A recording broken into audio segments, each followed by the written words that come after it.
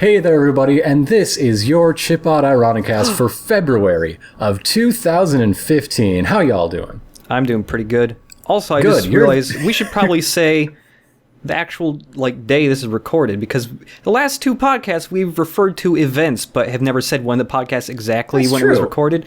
So it is the 5th of February today. It is the 5th of February. Your February episode is being recorded on the 5th of February. Yeah. And when I say how are y'all doing, I'm speaking to you specifically. The one person who can talk back to me. I'm pretty good. Habits. My other show is like 7 other people on it at a time. Yeah. But anyhow, we are here on Chipod Ironicast, and today we're going to be talking about the Nintendo Creator Program. Stuff we're digging lately. Re-releases, remasters, and HD stuff. And once again, an Ask segment from one of you folks. The general you pointing through the fourth wall you this time. Whoa. It's a little confusing. How's that sound? Pretty good. Pretty good. Oh, yeah. So, I guess let's start with the Nintendo Creators Program. That launched into beta a weekish ago? About a week. The very end of January. Yeah. And this is a revenue-sharing program where you register your videos or your channel with YouTube, with Nintendo, and they will take a certain cut of the after Google cut of your advertising revenue and give you a majority of it. Which, considering their previous policy was to take all of it, is a better deal. Yeah. They when they first announced this, they actually announced it, the Creators Program, a couple months ago for Japan. And they also mentioned some other things that are separate from the Creators Program for Japan, at least, where it was people had free reign to use Nintendo property in their stuff. It sounded like Nintendo was still going to get a cut, but you basically had permission. I don't know if it applied to stuff like fan games, but it was basically hey, Mario and all that stuff, yeah, you can use that for your stuff, and that's okay. And when they first announced the Creators Program back then, I was excited for it to happen here because before any kind of real details were released, it sounded like a really progressive move on their part. And it's still kind of a progressive move, but with a lot of little things attached to it. There's a lot of little things, and people, there's been a lot of blowback and backlash because those little things add up. And I think with you describing that announcement, it's kind of a big disappointment that it is exclusively for YouTube videos. Yeah. You register your YouTube account with them. You know? Yeah. That doesn't work if you're trying to add Mario as the next playable character in Super Meat Boy, you know? Which I would be way into. That would be awesome. I would love that. But that ain't what this is. At least not yet. Yeah, I mean, it is in beta. Maybe all the backlash they are getting from this will actually maybe make them alter it when they fully launch it. But that is a problem with Nintendo is, I wish I could remember the name of this guy, but there is an interview with a former Nintendo of America guy, I think. I can't remember what his position was, but he was a higher up guy who had to deal with, and he might have had to deal with the virtual console stuff or eShop management, but he was basically talking about the reason why Nintendo is so out of touch with certain things like online stuff is because Nintendo of America doesn't really have any real authority. Everything is from Nintendo of Japan. And so most of the head people in Nintendo are the people who were there at the beginning when they first started making games. Right. So a lot of them are a lot older now, and with the way Japanese businesses work, there's a lot of respect for the older people there, so you're not going to question them as much. So a lot of the younger people's ideas just kind of get vetoed pretty much instantly, or it's really hard to even push them up any further up the chain. So Reggie is merely a figurehead. A false prophet. Bill Trinan is just a lapdog for the man. So yeah, it's just, you have the old guard in there, so it's harder to get these newer kind of ideas out there just because they don't quite understand it, or don't see what the big deal is. And maybe they keep making really tiny steps with some stuff. Like their online stuff has gotten a little bit better because now your like account with your 3DS and your Wii U are like linked together now. And that's getting really close. They're getting really close to like what account should be, where your games are tied to your account and not your system, which that part hasn't happened yet, unfortunately. And having stuff like if you buy one game on one system, you can have it on the other one. You don't have to pay again. They've announced a singular game they're going to release. That's a Mario versus Donkey Kong thing or whatever. Mm-hmm. That will be the first game ever that's a cross-buy thing. And it looks like they're just like thinking like, well, what's this cross-buy thing? How's this going to work out? Let's do it with one game and see how it pans out. When you just ask Sony how it works. Yeah. Like, they will tell you that it works. They're like perfectly good templates to work on, to work from already, but it's like they're completely blind to them.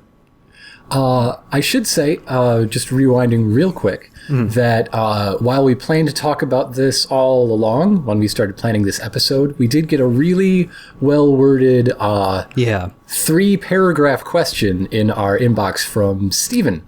So thank you, Steven, for giving us a few bullet points to work from on this topic. So thanks, Steven. But yeah, that's one of the major problems with this whole creator program is the revenue split works two different ways. Either you can register your entire channel with Nintendo and you get a 70-30 split, or you can just register individual videos and it's a 60-40 split. Now, the thing is, that sounds like registering your channel is better. It's not. Really not better. Yeah. The whole problem is when you register your entire channel, it's not just Nintendo videos they take the cut from, apparently. It's every video. And one of their facts they put up recently, it's like, hey, I have videos that aren't Nintendo games and I want to register my whole channel. What do I do? And their suggestion is to delete all not Nintendo videos. So what? So, like, the only other alternative if you want to register an entire channel is for your Nintendo coverage to make a completely separate channel that's only Nintendo stuff. It definitely incentivizes making, and not just only Nintendo, but only whitelist. Yes, that's the other thing.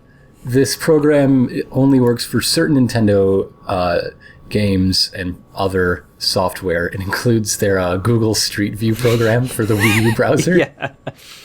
Which is my favorite thing on the whitelist. That's the other weird thing. I mean, it's the marquee titles. You know, it's when you think of watching a Nintendo video, it's probably going to be games that are on that list. But like, if you're wondering if we're going to register Wonderful 101 through this, we can't. It's not on the whitelist. Yeah, it's not on the list. It ain't on there. The other messed up thing is, you can do this with, you can register any game that's on the whitelist. You can register and get the revenue cut. Any game that isn't on that list, apparently they just take 100% of the cut. One of the games that is not whitelisted is the new Smash Brothers. Also, I think maybe Mario Kart 2. So, whoa. Two of their big things that are definitely going to be on YouTube all the time because they're competitive and they're not on the whitelist. That's pretty sneaky. Yeah. Pretty sneaky there. And it's...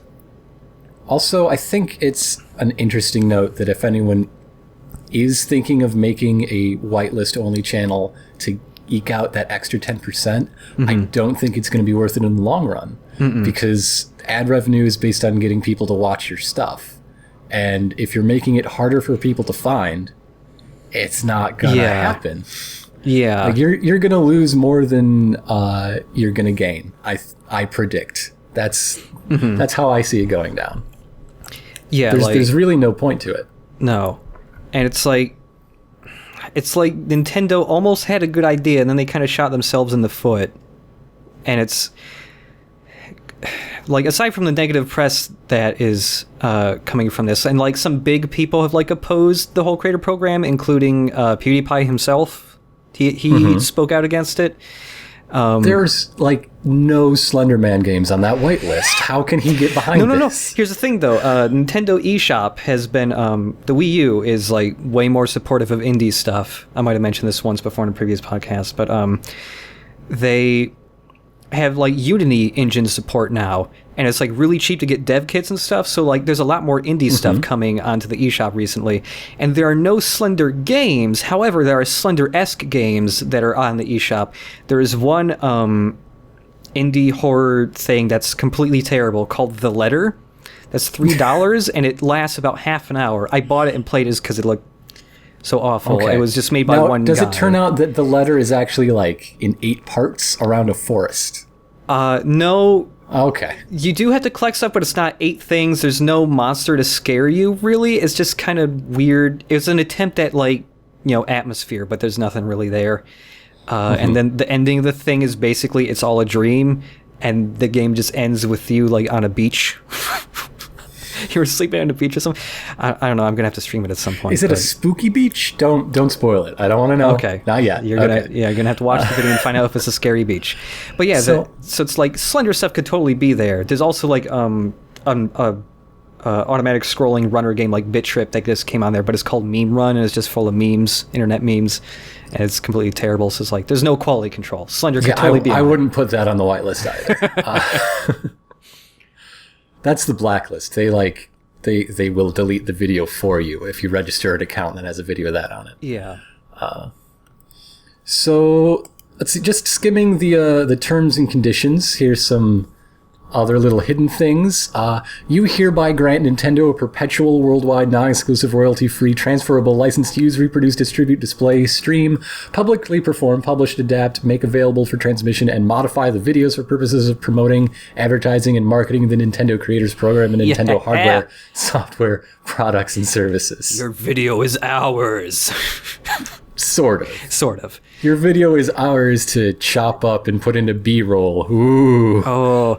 So that's probably all they would do with your video if they actually did grab it. It still feels kind of skeevy, even though what they would most likely do with it isn't anything particularly harmful.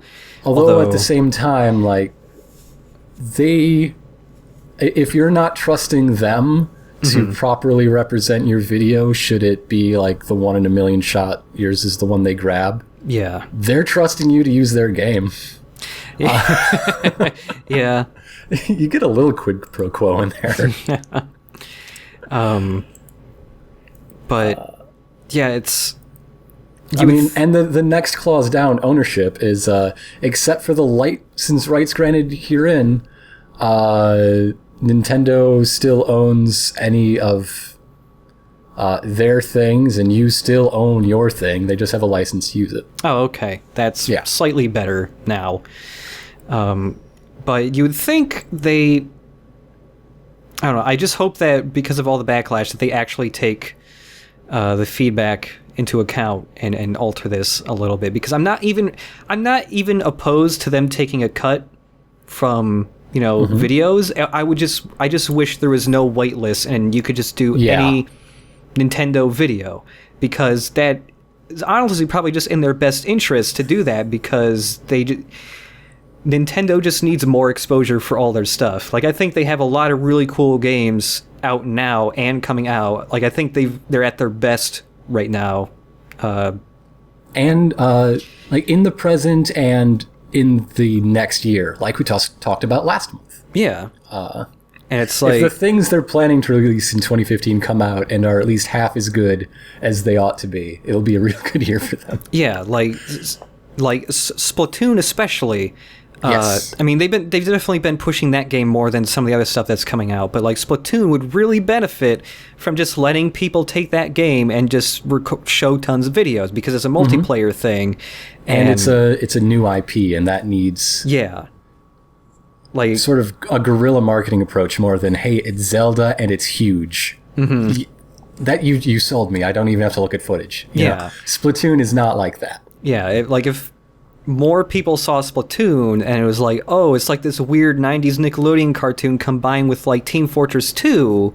You know, a lot of people would probably think that's pretty neat looking, but it's they just need even more exposure. Although Nintendo did something else that was slightly progressive for them in that they sponsored a fighting game tournament, Apex, which is like the big competitive Smash Brothers thing. And because before, you know, if Smash came into, like, it was last year or the year before, Smash Brothers actually made it as an event in EVO. And Smash Brothers is 2 events in EVO this year. Yeah. Yeah, and like, how about that? Like, and Smash Brothers won because of like a charity thing, and then Nintendo called them up as like, no, you can't do that. Canceled. And now they've had a bit of a turnaround, and now they support fighting game tournament showing Smash Brothers and have Smash Brother events. So they sponsored Apex, and they had like Nintendo representatives there. They let people play both Project M, the like fan mod of Brawl, and the new Smash Brothers, I think. And before, it seemed like they were really heavily opposed to anybody ever showing off that mod.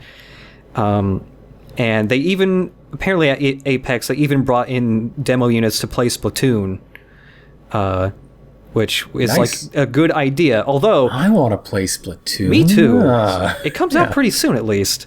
But one unfortunate thing happened when Apex first started. The venue they rented out, it turned out it was a crappy venue because somebody accidentally flipped the fire alarm.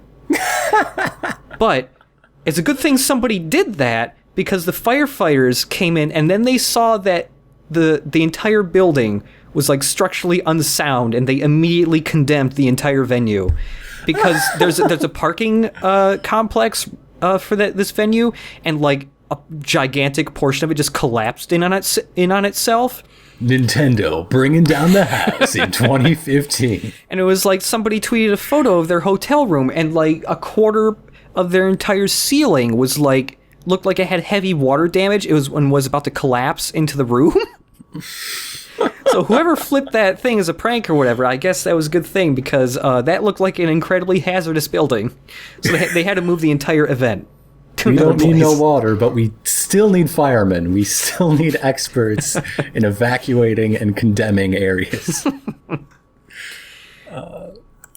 So yeah, I think this is a strange fits and starts half measure. I think the different splits between registering a channel or going video by video are a clear attempt at incentivizing making Nintendo-only channels. Yeah. Which seems like a really good thing if you are Nintendo. Like that, someone pitches you that idea, that sounds great. But I don't think anyone will. Yeah. I think that's going to backfire, and that sort of manipulation, YouTube people are kind of finicky, and they get really upset about people stepping in on what they see as their territory. Yeah. And it not only won't happen, it's going to get them bad press. And look, it has gotten bad press.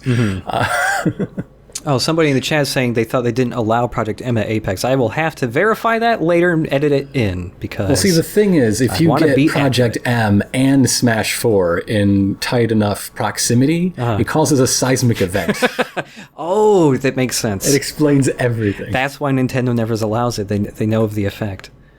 It's something weird about the code. I don't know. They try to mitigate it by always including palette swap characters that sort of has a dampening effect. But yeah, I hope Nintendo wisens up quickly, or they should really pay more attention to the people they have at Nintendo of America, because there seem to be people there that are frustrated and have good ideas, but they do not have the authority, and the higher-ups just won't listen to them. Yeah. So once again, the way to fix all this is have us be consultants at all the biggest gaming companies. Yeah, basically. I think we come to that conclusion so many times over the last few years. Yeah, I want to be a consultant for Naughty Dog, just so that's like whenever they're making a combat-based game, I can just go to every encounter arena and just go, like, cut that by a third, maybe. if anyone listening to this is at Konami, I'm still available to host your E3 conference. We would. I'm certain we can make it really entertaining. Yeah, I mean, we can do it as like a double act. Mm-hmm. I can go solo.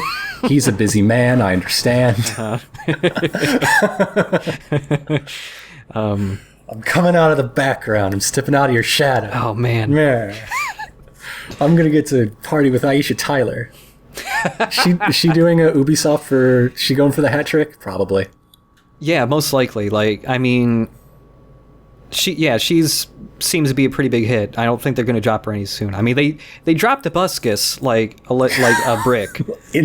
I think they dropped him halfway through that conference. Yeah, but oh man, yeah, I don't think they're going to drop her. I think everybody really likes her presenting for them.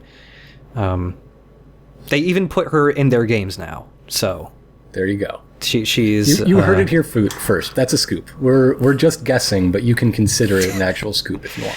Well, I mean, she actually is in one of Ubisoft's games. I won't say which, but she is an NPC you can find. Just Dance? That'd actually be pretty great if she were in Just Dance, but no. Oh, okay. Raving Rabbids. She actually is the mocap actor for Jade in BG&E 2. Oh my god. Whoa. Instead of a bunch of like parkour, Jade now just stands around and does simple hand gestures while talking into a microphone over her ear. Mm-hmm. And it's a big departure for the series. She wears Twitter hashtag t-shirts too. Yeah. A lot has happened after Beyond Good and Evil. We've clearly finished one topic and have not yet started the other. I'm sure the people don't mind. Yeah. So our non-gaming middle segment, have you noticed there's kind of a structure, there's kind of a plan. Our non-gaming middle segment is just some stuff that we're into lately. We're going to trade some recommendations of things that we think are cool and y'all might want to check out. So I'm going to start. I'm going to start with my favorite, and this is saying a lot, my favorite like audio thing produced for the internet just started up again. Okay. So I think everybody should give a look at OurFairCity.com. It is a science fiction radio drama that is hilarious and surprisingly dramatic. Huh. It's so good. It's a post-apocalyptic story where the only structure that was left intact and able to start again is a life insurance company. All right. So it's all about corporate drudgery and dehumanization and also strange mad scientists, the frustrated romantic lives of mole people. It's an incredible mashup of just discordant things making something wonderful fall out. Huh. I've spoken with one of the writers is Mark Soloff, who is responsible for Blastra Podcast, which I've guested on a few times, and he's going to be a 6 Feet Under guest soon. He's a really cool guy, and he knows I'm a big fan of Our Fair City, and so he gives me some like behind the scenes scoops sometimes, and it's so interesting to be like, okay, the other writers, they're my friends, but we all have completely different perspectives on how much camp is too camp and where to push things and in what direction. And you really feel that tension. And like I said, something wonderful falls out in the end, which is true of a lot of great things, I think. I could segue into the John Pertwee years of Doctor Who, but then we'd be here for 3 hours and nobody wants that. But it's kind of the same deal. Well, hey, I mean, if we can do that, then we can finally rival the Giant Bombcast in podcast runtimes. But it's so good. The first season, which, like everybody who makes things that go for more than one season, the people who make it don't like it very much anymore. But I do. It's sort of it takes that setting and does a Coen Brothers failed fiasco sort of story in it. And then the second season is instead about the effects of outsiders coming into the city of Heartlife, and then it just builds and develops from there. The 5th season was about what they do when they actually have a surplus of energy and resources, and apparently it's even worse than what they do with a shortage. Wow, I didn't know this had been running for that many seasons. Yeah. In fact, like, I also follow at least, well, I guess 3 of their actors because I know them from other things. Chicago's podcasting scene seems kind of tight-knit. But in any case, just following them, they're writing season 7 now, and they've only uploaded the premiere of season 6. Like, that's just the way the schedule works. So yeah, that's my first thing I'm putting out in this segment. What have you got for the folks at home?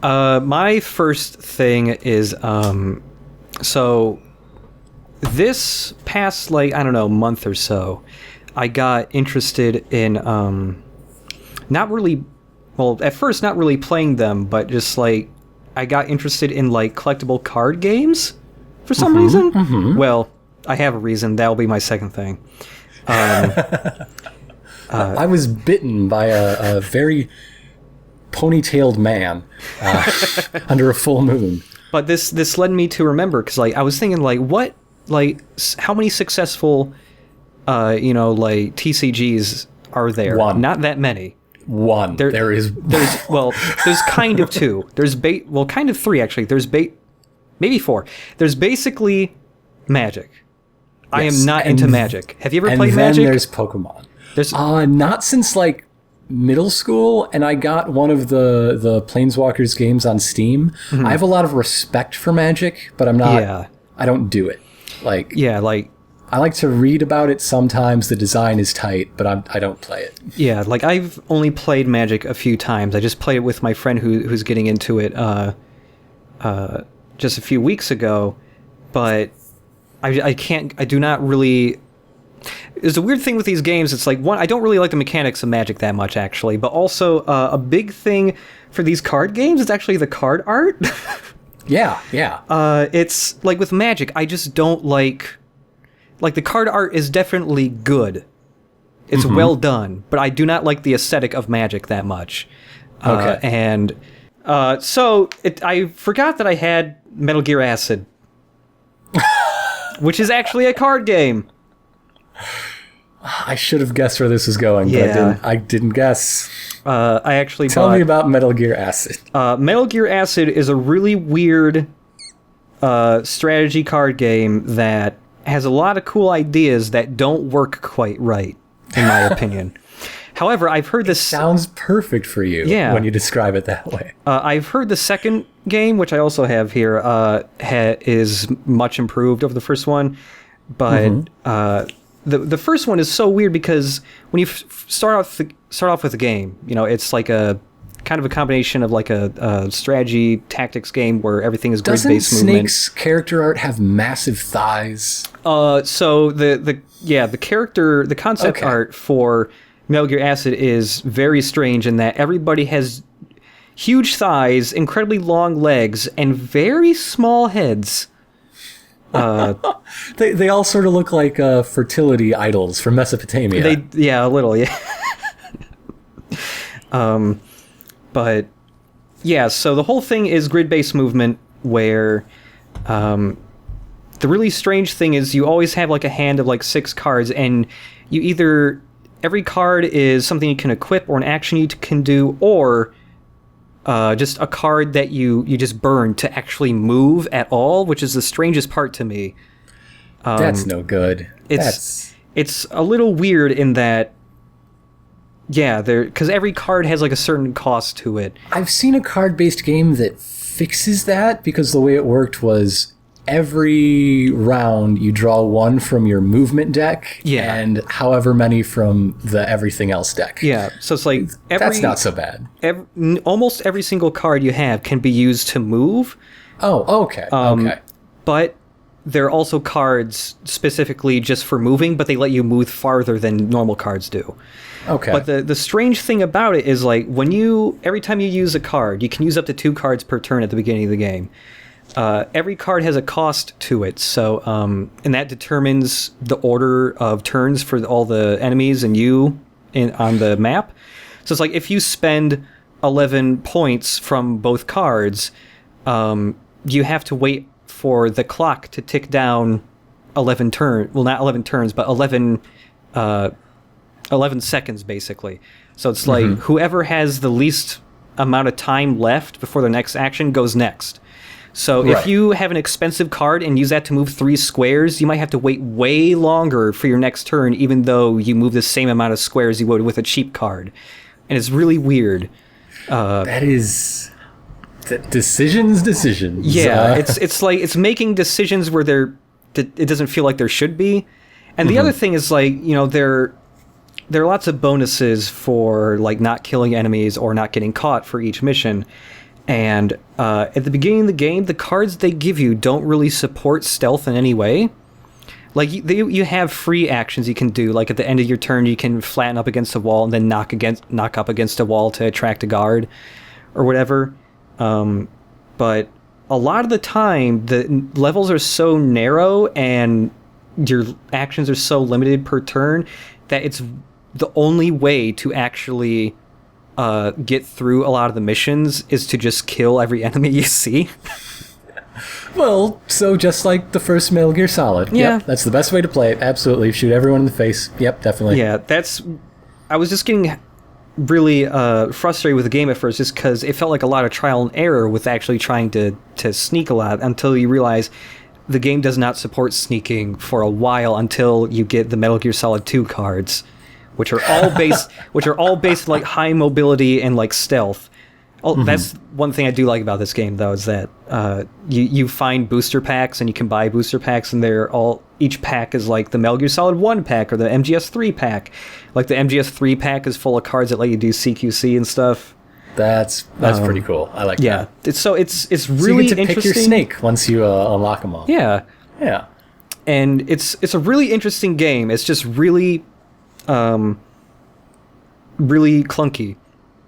And also the actual storyline for the game is more bizarre than Metal Gear Solid 2's somehow. Maybe that'll turn up in one of your streams, maybe. Yeah. Or something. Yeah, once I get more a better handle how the game plays, I might stream it at some point. But it's like this Metal Gear Acid is completely divorced from all the other Metal Gear games, so it's like its own universe. And so there are no recurring characters except for Snake, and Campbell gets mentioned once. Oh, there's no Otacon? There's no Otacon character. Screw it. It's my turn. Nope. Don't care. I was just going to say there's an Otacon card. Okay. All right. Yep. Fine. That's it. The day is saved. Hooray. Anyhow, my next thing is a new webcomic, although that's cheating.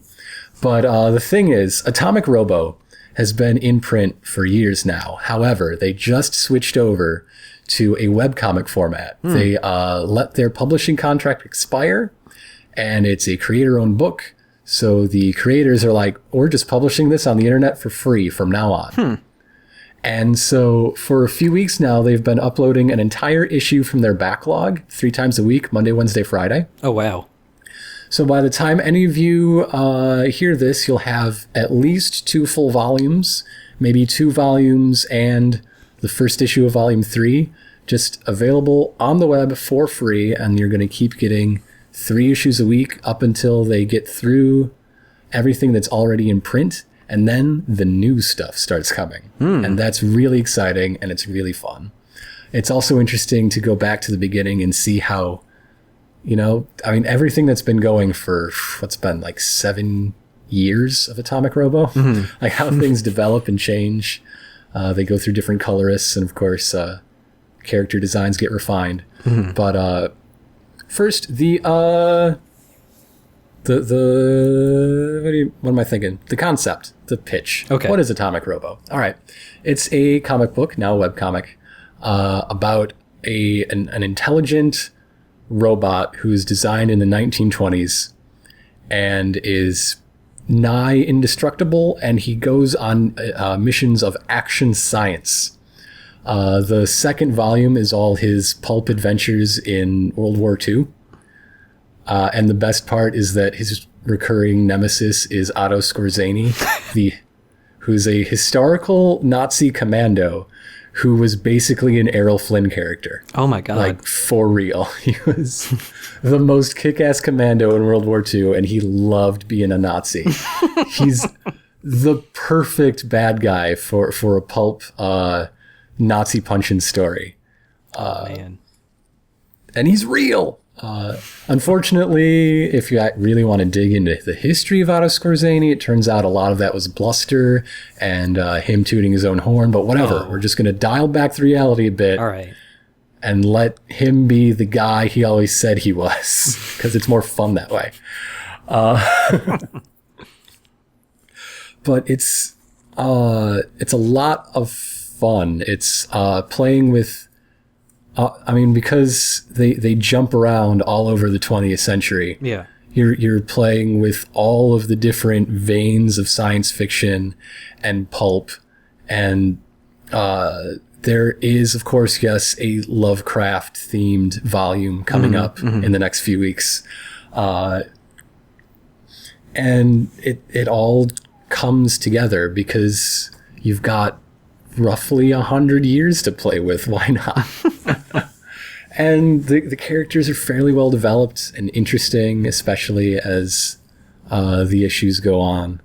But it's great. And even if you just read the one issue from the first volume where Robo goes to Mars and is subject to a practical joke by Stephen Hawking.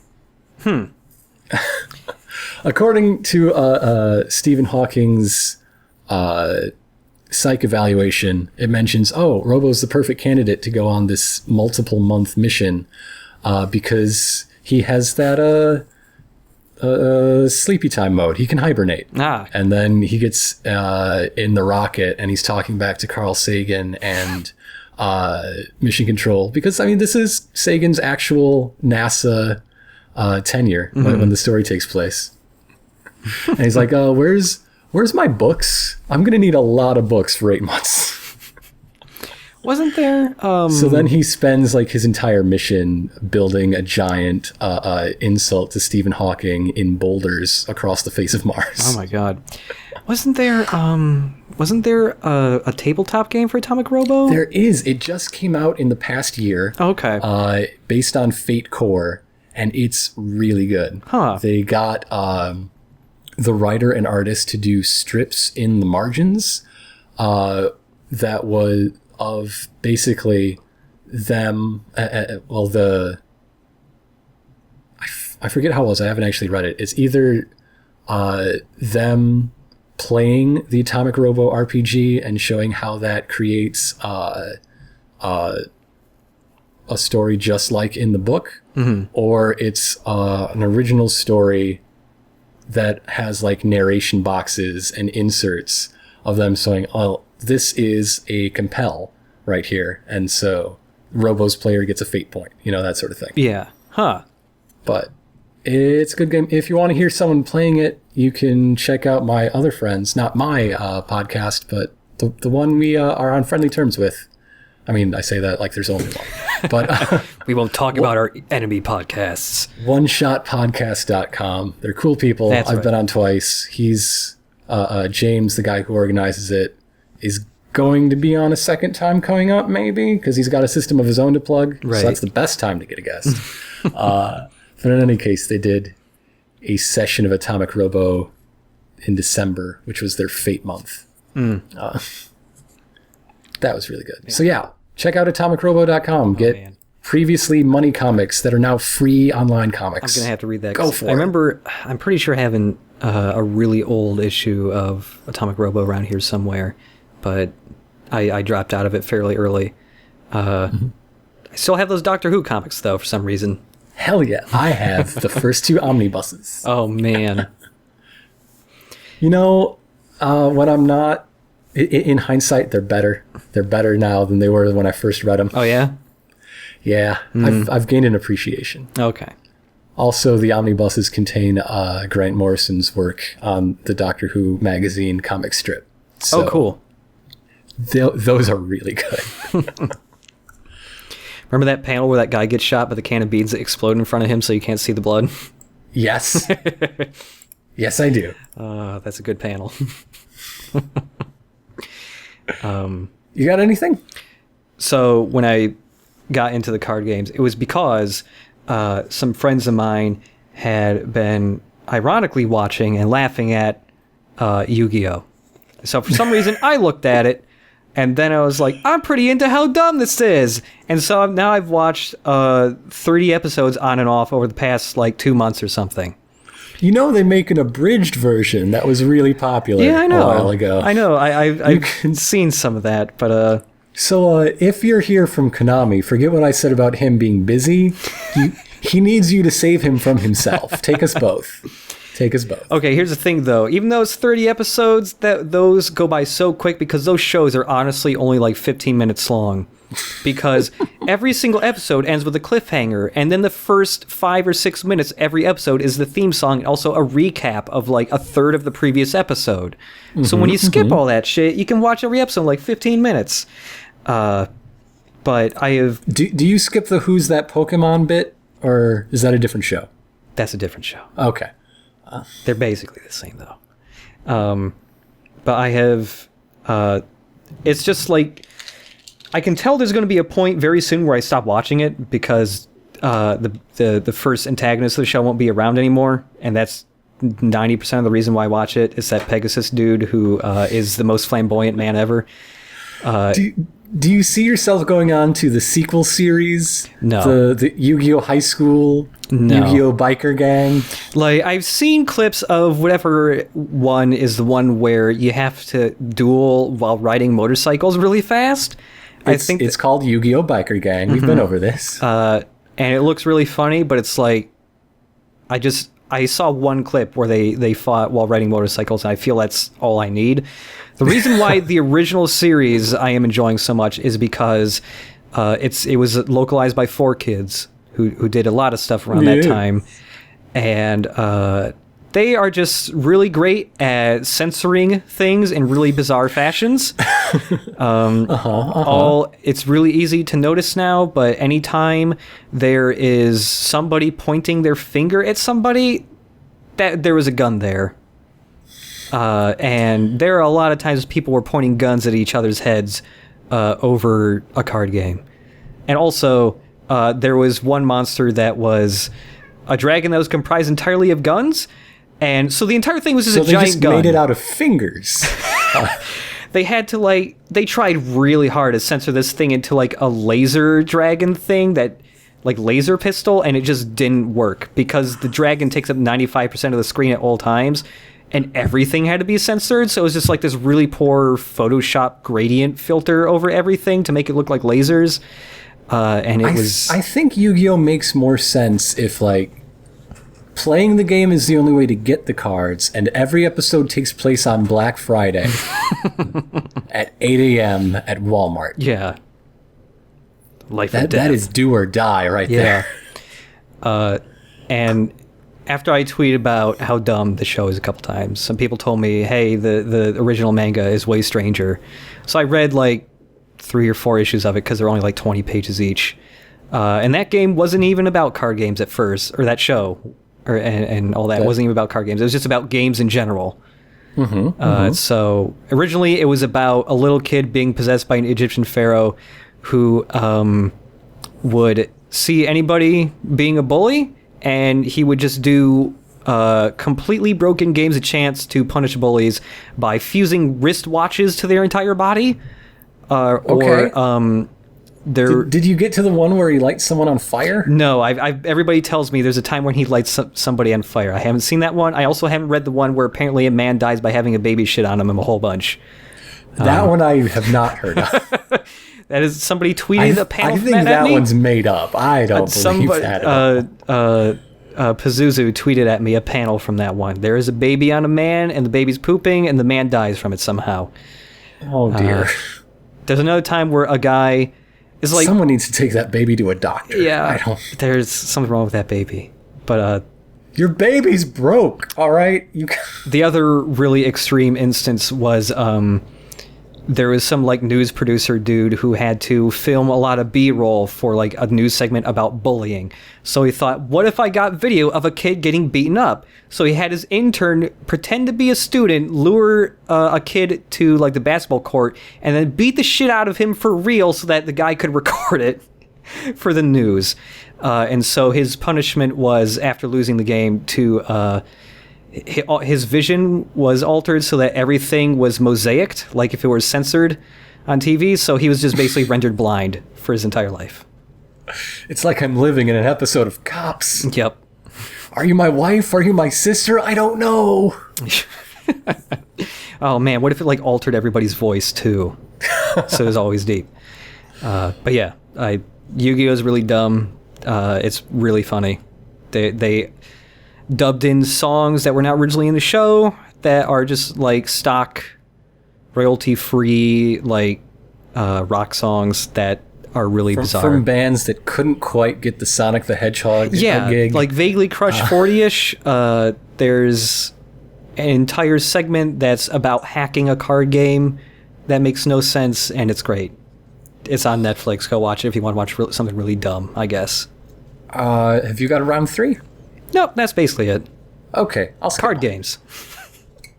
I wanted to come up with a third thing, but I didn't. I wanted it to be themed, and I couldn't think of a really good like new-ish web thing right now. I technically have a third thing, but it'll go into the next segment. So okay, yeah. Well, Only Lovers Left Alive is an amazing, perfect movie. The end. Drop the mic. Okay. Also, lately, and it's been going on for a long time, but lately there seems to have been a flood of re-releases, remasters, HD re-renders, games coming out that came out before. So let's talk about that. Recently we've got Resident Evil again, the second remake, the re-release of the remake. We've got Fahrenheit, Indigo Prophecy Remastered. Oh, man. Binding of Isaac. The whatever the new one is called. That's basically the old Rebirth? one, but with more stuff. Yeah, Rebirth. Yeah. There's a bunch. Yeah. So with these remasters and re-releases, like it can be... I'm for them generally. Like I know a lot of time they are put out just because it's a super easy, like 3-month, 6-month job to port something over, and it fills in the release schedule, especially the beginning of console launches when they got nothing basically. Yeah. And I'm generally okay with them because at least with some of the releases lately, like Grim Fandango remastered. Yeah, that's the big one that I forgot somehow. That's a good one entirely because it's really hard to make that game run on computers. Yeah. Like if you can't buy the game like digitally anywhere until this remaster came out. So you had to either find pirate it or actually buy a CD of it or whatever. And then you had to figure out how to make it work on modern operating systems. The answer is you're probably not going to make it work because I tried. There are patches to kind of make it work, but it's still kind of unreliable. So like, those kind of re-releases that make old games accessible actually, again. It was working perfectly. The Land of the Living is just supposed to look like that. I know it's hard to believe. Okay. But that's just the way it goes. But yeah, I am all for re-releases and remakes that make good old games accessible again, especially if they're games that just cannot run on modern hardware anymore. And that really is like the perfect case, Grim Fandango. Yeah. And it got a bit of a graphical facelift. A little bit. It smoothed around the edges in an almost literal sense. Yeah, the models are higher poly, their textures look nicer, and the shadows are better, basically. That's the one thing that bums me out with... also, control options. That's very welcome. Oh, yes. Yeah. Yeah, like with the re-release Resident Evil, there was very little change to that, except they put in the option to turn off tank controls if you want. I can see why a lot of people play with it. I don't, just because I don't like how when the camera angle changes and you're not using tank controls, your guy just suddenly starts running in a different direction. Or you have to keep holding like left to go up in this new camera angle, and I'm not a big fan of that. But so, what are your... I guess this isn't so great a question because you didn't play it previously, if I recall, but what are your thoughts on the latest re-release of Resident Evil?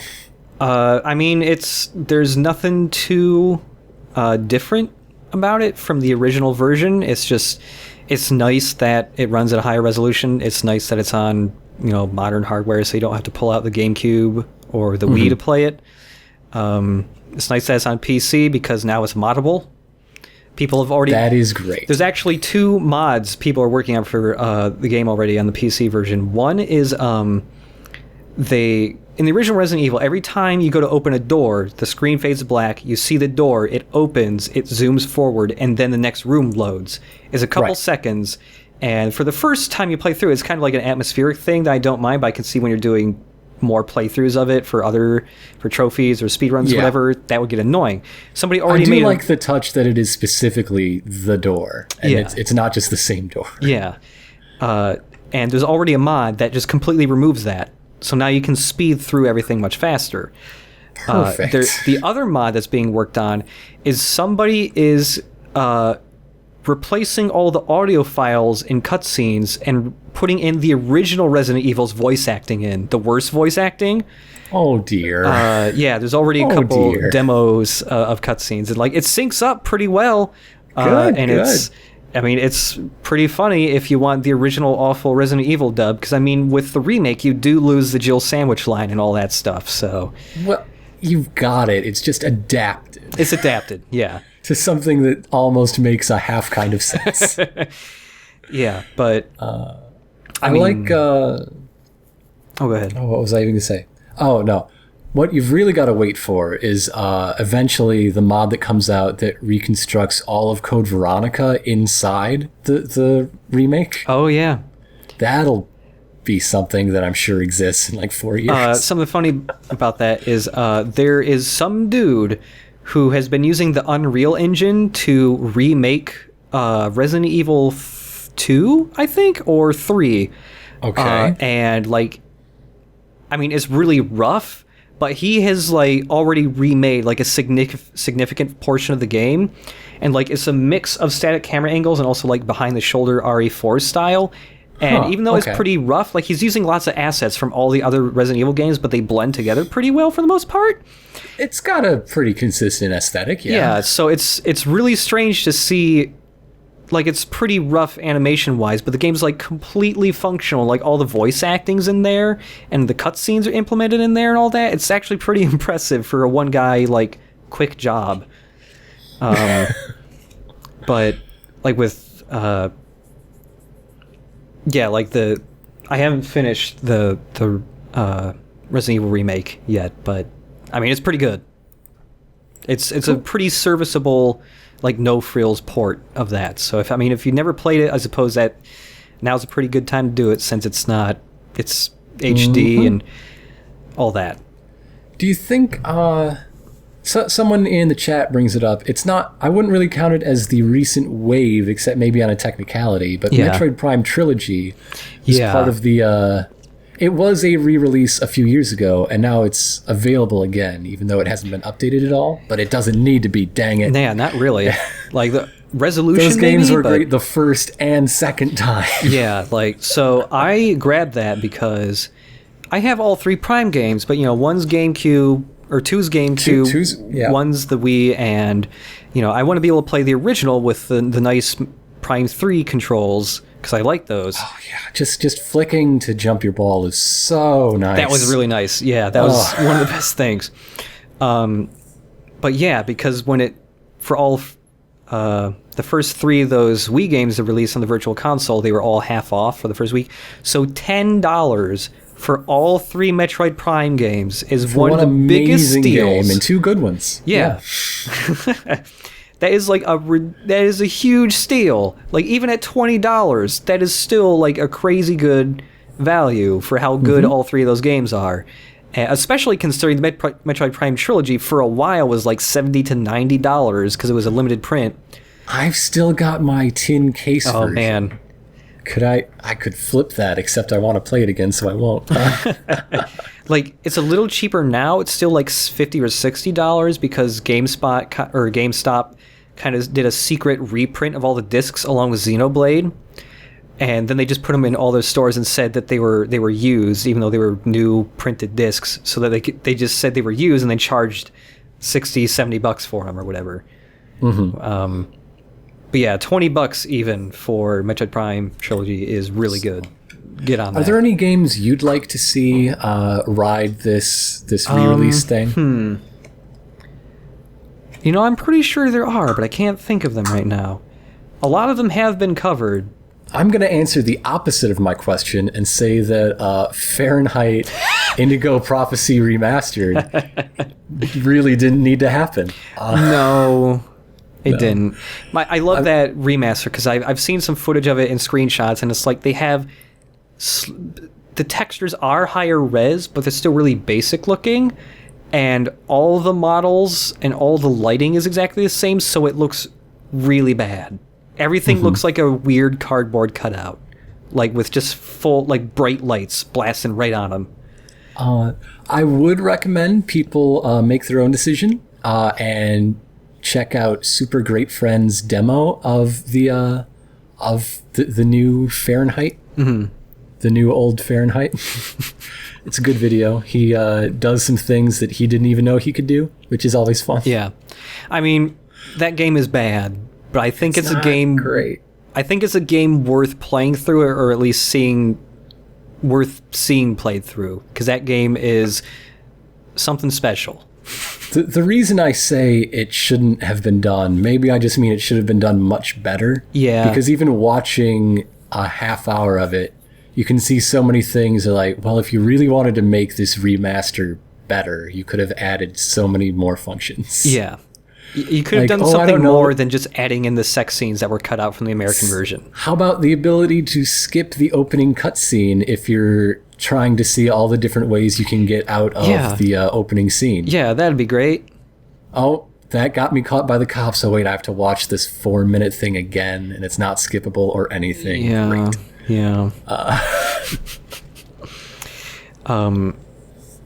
So yeah, the past year, there have been a pretty decent amount of re-releases just because like the PS4 hasn't had that much stuff until starting about now. They're starting to get good stuff. So, you know, there's like The Last of Us came out again, and that was a real quick turnaround. Yeah, that one. But I mean, it's part of the console jump, so it's not so surprising. You know, there's stuff like Wind Waker.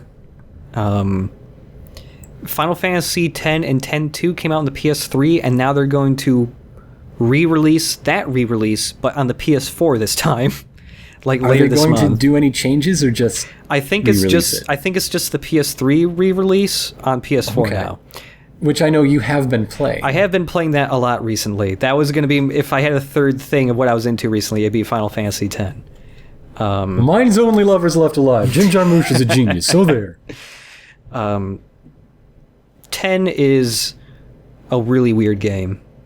I think it still holds up pretty well gameplay wise for the most part, except for a lot of the minigame stuff. The core battle stuff holds up pretty well. A lot of the side stuff is pretty rough and clunky. Just dodge the lightning 100 times. Come on, dude. It's just not even 100, it's 200. Oh my gosh. I can do a lot of the side quest stuff in that game, but I'm never doing the lightning bolt thing. That's the worst. But yeah, I think remasters in general are great for games that are not accessible anymore. They're on old hardware, especially if it's a PC game that just can't run on new hardware anymore. And also just good for like culling the best of the best from previous generations and keeping them alive, basically, for new people. I wonder if there'd be a market, or if Grim Fandango proves there's a market for more of like old LucasArts stuff to come back. I mean, Monkey Island has. Yeah. But I mean, Day of the Tentacle and the rest, maybe in like a big combo thing. That reminds me. So yeah, Grim Fandango was announced, a couple months ago, and now it's out. Day of the Tentacle is coming out for the PS4, I believe. Dang it! I thought I had something good there. I should have read a thing. I mean, there are plenty of other LucasArts games that aren't out, still really available. They are, some of them are coming back just now. Like, there's a really great website if you want old PC games that actually work again on modern hardware called Good Old Games. It's GOG.com. And they just a few weeks ago, started re-releasing a ton of LucasArts games, specifically all the Star Wars stuff, like TIE Fighter, which up until this point had not been available in any way. You had to pirate that. And I think they might have just released a second wave, but like none of the other LucasArts point and clicks have been made available. Like there's Sam and Max and the HD versions of Monkey Island 1 and 2, but there's no Monkey Island 3, which I hear is a really good one. There's no way to get that game right now. So I mean, yeah, just port the entire LucasArts catalog, please. King's Quest Legacy, all, 7, 8 games? There are and 8 or release 9. it day and date with the new one they just announced. Oh, yeah.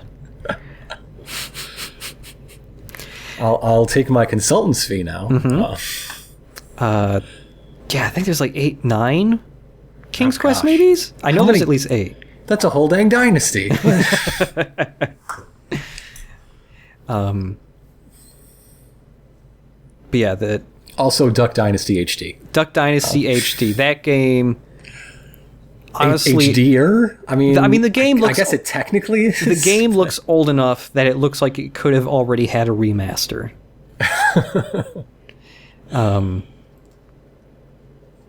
But yeah, I'm okay with remasters. Like, I know some people have said that the Resident Evil re-release seemed like just a cynical cash grab, but it's like, not everybody has played Resident Evil.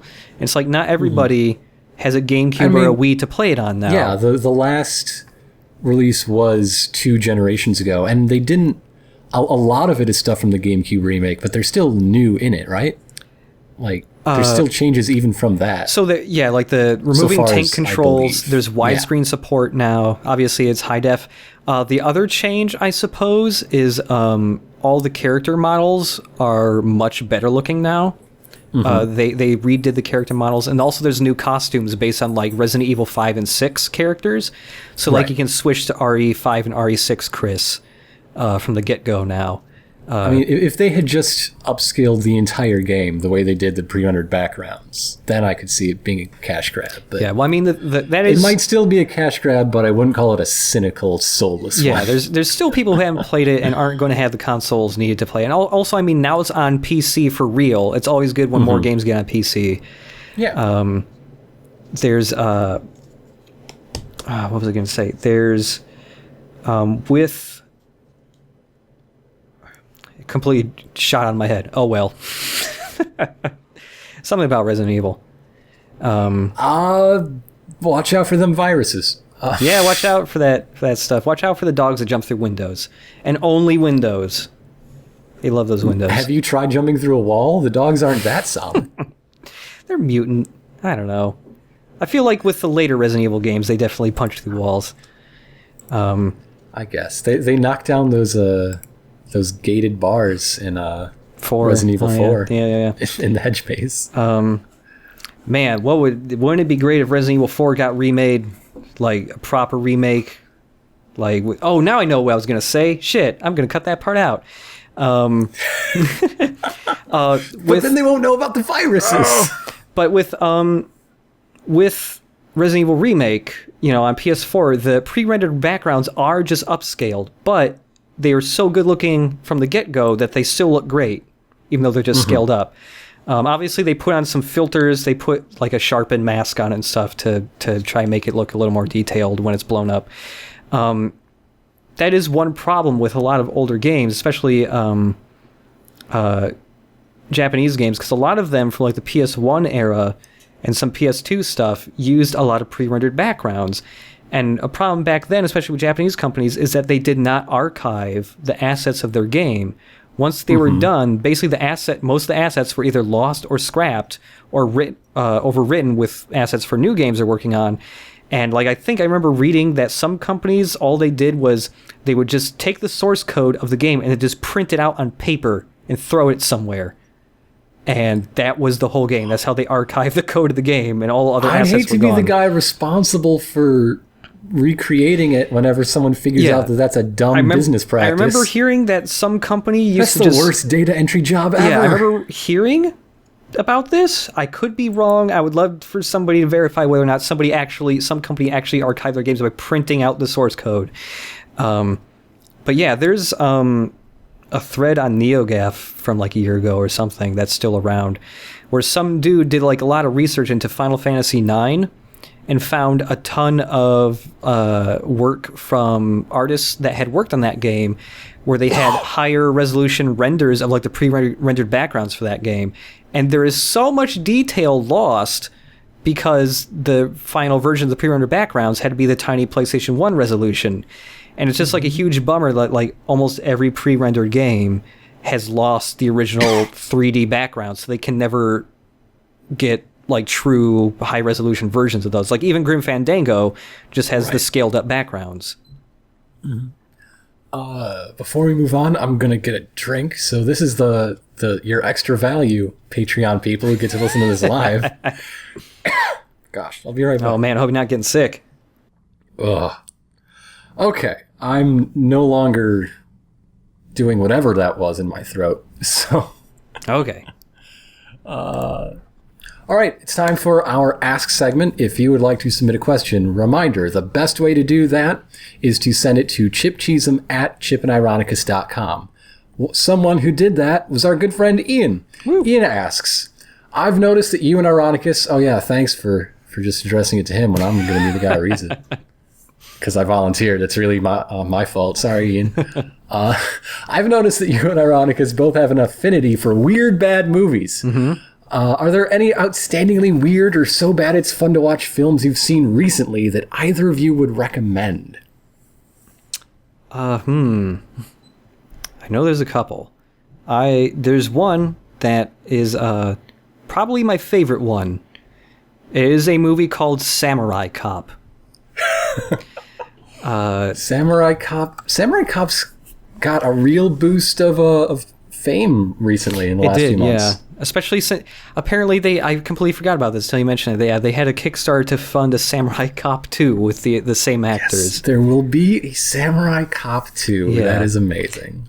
So share with us the joy of Samurai Cop and what makes it so wonderful. Samurai Cop is I can't remember the name of the director, but he had made Jim Jarmusch. Is it? No, it is definitely not. No, man, I can't remember the dude's name, but he made two other movies. One was I believe two other movies. There's Hollywood Cop, and then there is I can't remember the name of the Dying American Style or something like that. That is the best title I've ever heard. Yeah, but I'll actually have to look that up. But Samurai Cop is the best of the three of them because it is a poorly produced action movie about cops, with one of them apparently being a samurai, but that only matters for about 3 minutes of the entire movie. It's just a really incompetent film with a lot of heart behind it, which is the key thing to making any bad movie entertaining. They didn't know they were making anything bad, really, but there's a lot of enthusiasm behind it. There's just a ton of really strange, awkward line delivery because the script was written by a guy who his first language was not English. So there are a lot of made-up colloquialisms that make no sense in the movie. There is a really long, drawn-out scene where a dude flirts with a nurse in a way that I think only aliens would speak. There's a lot of really poorly done audio, and they switch film stock a couple times. So there's certain parts of the movie that are way fuzzier and have these really awful vignettes all around the edge. Wasn't it like half done in reshoots? So the guy had to wear a wig in that's half right. the scenes? Because an awful obvious wig. Yeah, the protagonist has like really long, luxurious hair, and then they had to do reshoots, and he had cut his hair. So there are lots of scenes where it's very obvious that he's just wearing a really crappy wig. And if I remember correctly, like they shot most of the movie in like a week or something, or at least the first part. And then another week later. Yeah. And there were lots of times where they were trying to argue with the director who had also written it, very awkwardly, trying to say nobody would say it this way. We'd say it like this, but he wouldn't have that. So everybody just stopped giving a shit. So, which is why a lot of the acting is super stilted and completely awful. And there's a lot of weird, like, people looking straight at the camera and, like, winking at it a couple times because they just didn't give a shit. Like, if you look in the background, sometimes people looking right at the camera like, what's up? And I don't know, there's just something really... The movie has no downtime either. Like, every single scene has something really special and weird going on in it. And it's just the perfect cop on the edge. Yeah. Loose cannon, but he gets results. Yeah, there's also... near the beginning of the movie, they bang that drum so hard. Yeah, near the beginning of the movie, the like opening scene is like the cops in a car chase, and at the end of the car chase, like the car crashes and blows up or something like that, and one of the bad guys comes out of the car and he's on fire, and apparently, when the guys go over to him in the scene and they throw a blanket or something over him to put the fire out. And, the guy had a suit on and oil on him to burn and all that. And if you look closely at the end of that scene, everybody, the guy on fire, like, looks up at the camera for a second, like, is the scene over? Is it okay to stop? Because even though they threw the blanket over him, he was actually still on fire. The blanket didn't smother the flames at all. Oh, so dear. he was really worried. Dear. They did one take, basically, so they just kept that in. You can see the guy being really worried that he's still on fire. That's awful. If you'd like to hear more about Samurai Cop, there's... They got some Red Letter Media attention, I think, for that Kickstarter. Yeah, there's also around the same time, there was an Alka Hollywood episode about it. Yes. That was a really good one. I wasn't on it. I'm not saying that just because... But yeah, I don't know if it's on Netflix or if it's easily available anywhere, but Samurai Cop is something... If you love bad movies, Samurai Cop is like definitely the number one to watch, at least for me. Actually, if somebody who's really good at bad movies, I forget his name on the forums, but his YouTube handle is Toxic Culture. Okay. And he did the Sonic 06 Expert-ish LP that finished a little while ago. Oh, okay. And he's now doing Superman 64. Oh, good. And he just starts rambling about strange, bad movies from like the Samurai Cop era of filmmaking. Yeah. During all the ring stages, and then splices in clips of what he's talking about in the corner afterwards. So it's sort of like a Super Great Friend, Deadly Premonition thing. It's nice. But one more movie real quick. Hard Ticket to Hawaii. That's another Samurai Cop-ish movie. It is the movie where a giant mutated snake emerges from a toilet. Cool. And there's a guy on a skateboard who hides his gun with a blow-up doll, and he gets run over by a car and launched 300 feet into the air and then blown up with a rocket launcher. It's a really good scene. There's no better movie than Miami Connection. Oh, yeah. Miami Connection is the best. Miami Connection aired on Turner Classic Movies, I'll have you know. Like 3 weeks ago or something, late at night. That one's on Netflix, Miami Connection. Yeah, it is. It's all about friendship, the power of friendship to defeat ninjas. You guys. And, oh my God. Yeah, I would. He finds his father, and it's touching. Yeah, I would say, along with Samurai Cop, Miami Connection's the other one you really have to see. He finds his tiny, tiny father inside an envelope. And there are fight scenes at night in a city because I'm pretty sure they didn't get any kind of permission to film those fight scenes. It's a musical. We all know Yeah. how I feel about musicals. Yeah. That is another movie that doesn't really have any kind of downtime. There's something great happening every scene. All the time. I think I've watched that movie like 3 times so far, and I kind of want to watch it again now. Something you'll never find anywhere unless you come over to my place is Hamlet in Rock. Yeah. Because it was never actually released. See, the thing is, I think I'm also the only person who has a copy of the original trailer. It's in my Dropbox, so if anyone wants it. Didn't you link me to a performance of it on YouTube? I think that guy's got taken down. I Oh, don't know. no. I think Rudolph is going hot and cold on his Hamlet project. Oh, that's a bummer. Yeah. But anyway, there's this guy called Rudolf Volz, and he is a German software developer who made all the money he'd ever need to make. So he decided, you know what? I'm going to write rock operas now. So he wrote Faust and Faust II, both based on Goethe's Faust, because he is German, so, you know, classic German literature. And then he's like, all right, time to get down with the greats of English literature. I'm going to do Hamlet. So he pared down the text of Hamlet. It is Shakespeare's text. And he turned all the most famous speeches into songs. Just really bland, derivative metal songs. Get thee There's to a something nunnery. very endearing and very dull about all the music. Yeah. I still have that soundtrack in my computer. I was cleaning stuff. yeah. I was cleaning stuff So out. good. There's a lot of stuff I had to delete, and I Don't saw. you dare get rid of I that. saw the Hamlet and Rock a Zip, and I was like, nope, keeping that. Yeah. And it's weird because it's so ingrained in me because this is the thing me and all my friends in college were all about Hamlet and Rock for like 3 out of the 4 years. Yeah. I think we discovered it in the sophomore year. So basically, as long as our LP career, that's how long I've been all about Hamlet and Rock. Yeah, something funny is the very first episode of our first LP, Beyond Good and Evil. Is the first one? Within the first like 10, 15 minutes, we talk about Hamlet and Rock. That's how long we've been thinking about Hamlet and Rock.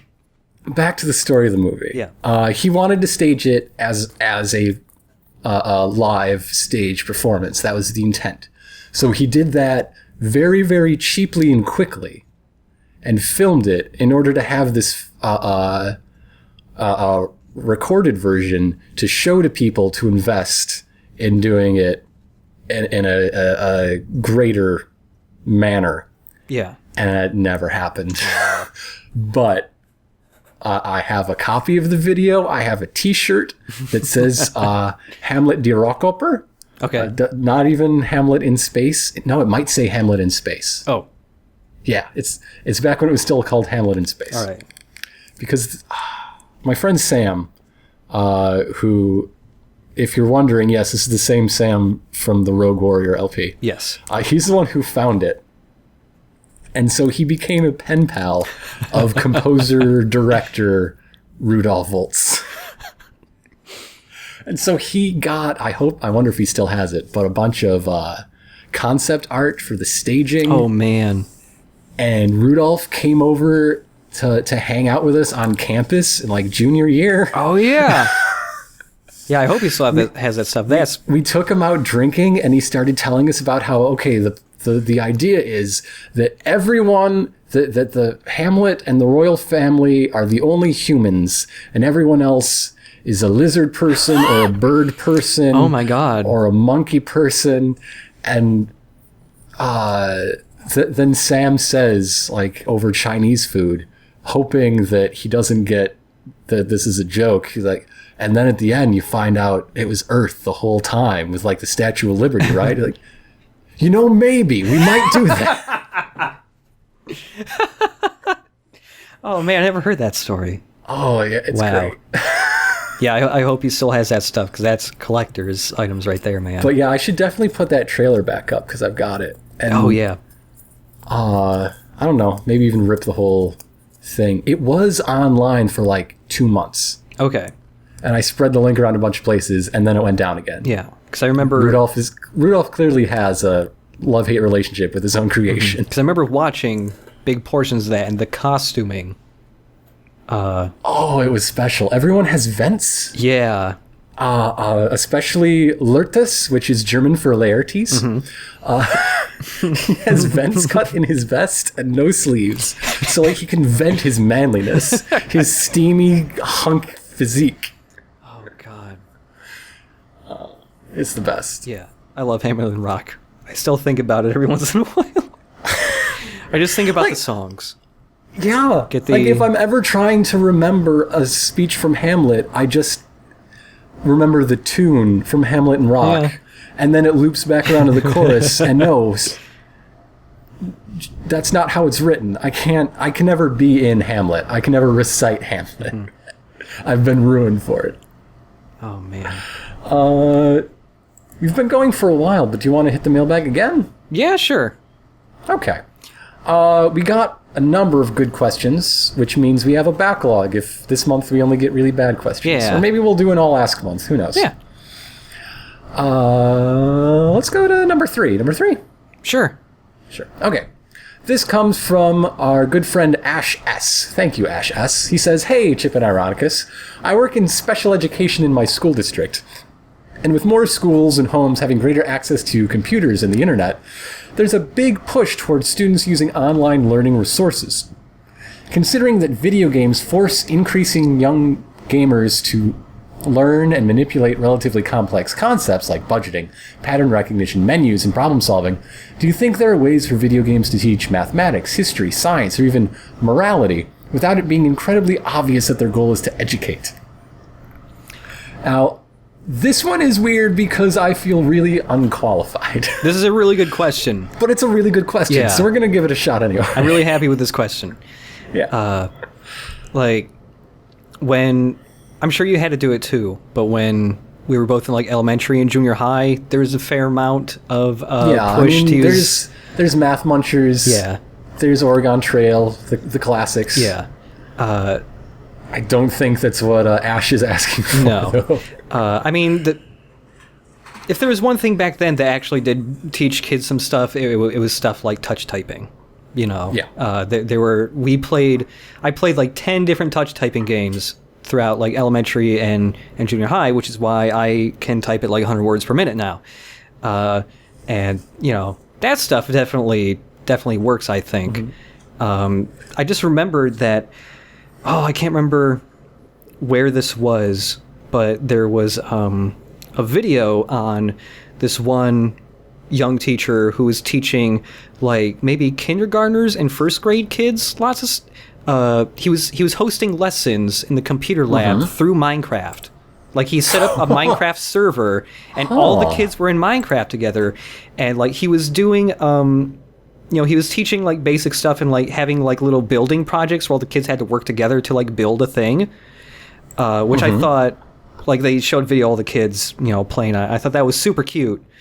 And like, I mean, for young, for kindergartens and preschools, like really young kids, I think something like Minecraft could actually help, at least just from a creativity aspect, just because, there's always people, there's always, in American schools at least, there's the really big focus on just test scores. In American schools, there's always someone playing Minecraft all the time. That's true. When I was dissecting pigs in college, my partner was always playing Minecraft. Not while dissecting the pig, but before and after. Okay. But, there's always the focus on test scores and just memorization and less critical thinking and creativity stuff. And I think at least for young kids, stuff like Minecraft could really help, boost that part at least. And I mean, they've already got it on their iPad. They're familiar. Yeah. At least in the school districts that would have the funding to do a special program like that. Speaking a little cynically. Yeah. I think the reason you don't see it is because of the reason games get made. Like, games that end up being good are all either well-funded commercial enterprises. Yeah. And those customers aren't going for edutainment, or personal passion projects. Right. In a lot of cases. And nobody is going to be really moved by their own life as someone who does budgets. Yeah. Or how much I really, really enjoy ionic bonds, you know? I wonder if you could make like a actually like chemistry accurate space chem. You know, you probably could. That I do it. Make that. Yeah. Send it to high schools everywhere. I don't know. I think there's totally the potential there. It's just nobody has focused on it.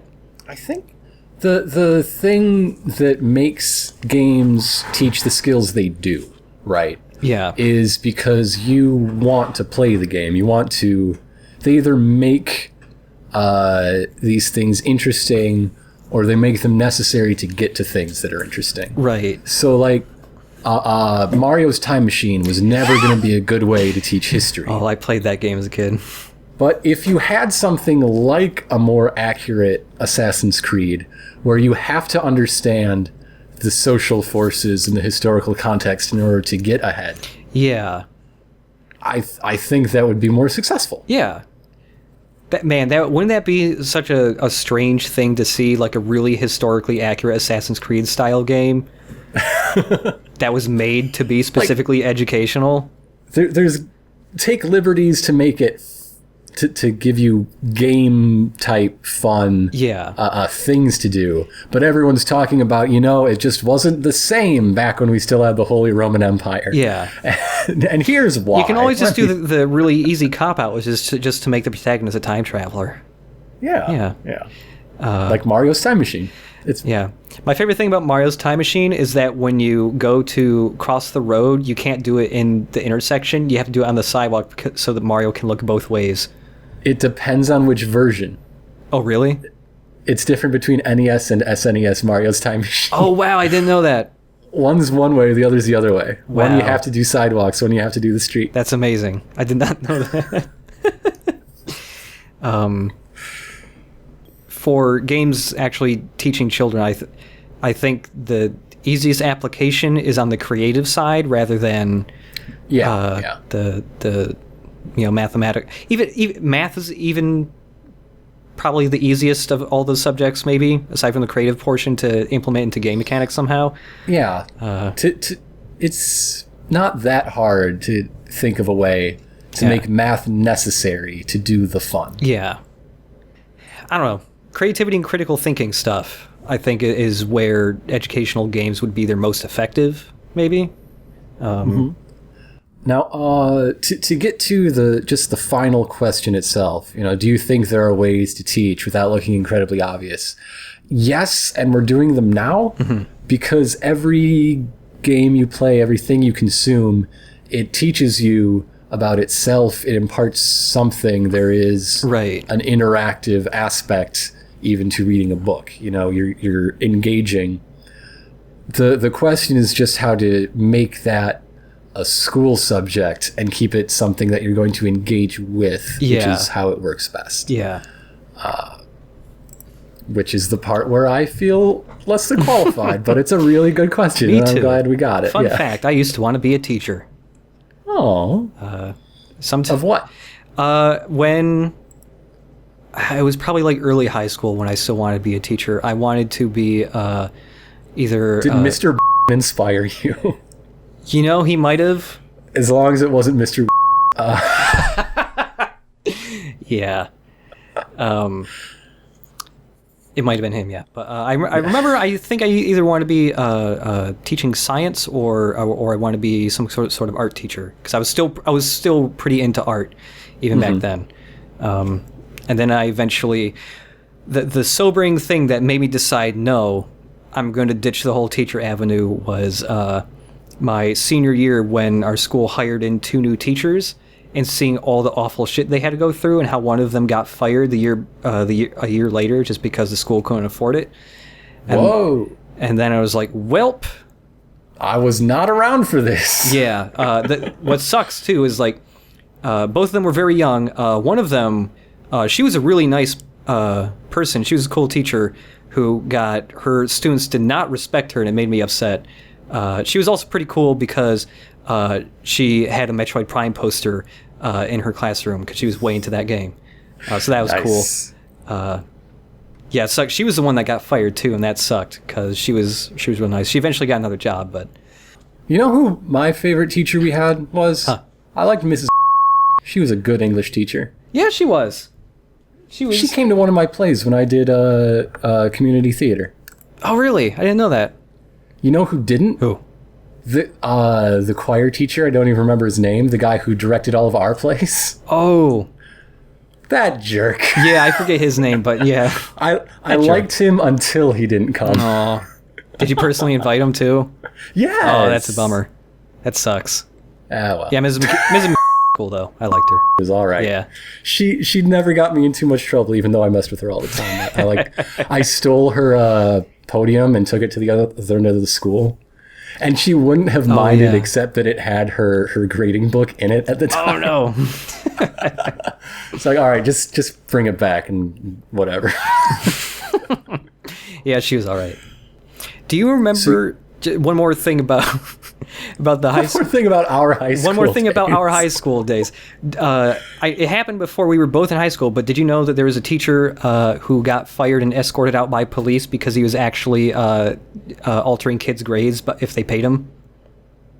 No. Yeah, this happened when I was in like 6th or 7th grade maybe, but yeah, there's a teacher in the high school. I think he was a science gosh. teacher, and he basically just wasn't really teaching that much or doing the bare minimum, and he was taking money from kids, and apparently it was $20 to get an A, which is a bargain. That's a steal. That's a I mean, steal. that's $90s bucks. But Still, that's not that bad, even in $90s dollars. If you save up your allowance for a little bit, and that's for like a whole semester or whatever. And so yeah, he got found out. I think a couple students tattled on him, the good ones, and he got escorted out during the school day by police.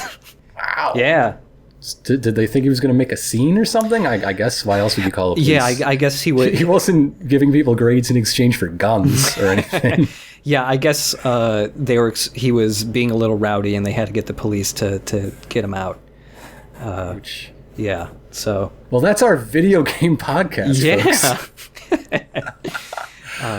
We are now officially indexed on iTunes, so if you want to... yeah. If that's good for you, just go look us up on the iTunes store. I'm pretty sure it'll be in the description, right? Maybe? Yep. Yeah, I'll link it there. Okay. And if you wouldn't mind just giving us a rate and a review, it helps us out a lot. Woo! Also, there's all the same old usual channels. There's the RSS on Libsyn. There is the YouTube video, which is going to be embedded on our site, just like all the others. Yep. It's so easy to find this. I tweet about it all Especially the if time. someone tells you about it. You listening right now, you could be that someone. You could show someone the light of Chipod Ironicast.